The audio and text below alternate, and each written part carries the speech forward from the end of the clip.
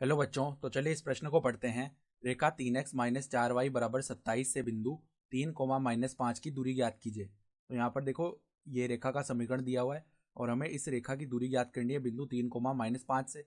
तो प्रश्न में आगे बढ़ने से पहले इस प्रश्न से संबंधित जो मुख्य अवधारणा है उसकी हम चर्चा कर लेते हैं। तो देखो, मुख्य अवधारणा, बिंदु x1 कोमा y1 से रेखा ax plus b y plus c बराबर 0 की दूरी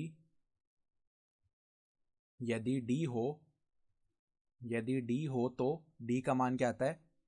तो d बराबर में मापांक ax1 plus b y one plus c बट्टा में वर्गमूल के अंदर a स्क्वायर प्लस में b स्क्वायर। ठीक है, यानी कि हम क्या करते हैं, रेखा में बिंदु के निर्देशांक प्रतिस्थापित कर देते हैं, उसका मापांक ले लेते हैं और बट्टा में वर्गमूल जो x का गुणांक है उसका वर्ग प्लस में जो y का गुणांक है उसका वर्ग कर देते हैं। ठीक है, तो अब देखो यहाँ पर जो रेखा है वो क्या दी हुई है। रेखा प्रश्नानुसार जो रेखा है वो 3x माइनस 4y बराबर में 27 है।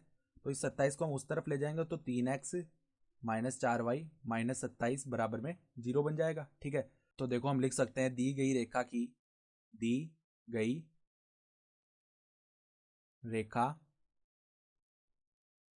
की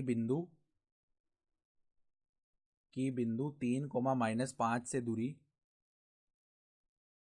से दूरी बराबर में क्या आ जाएगी, मापांक।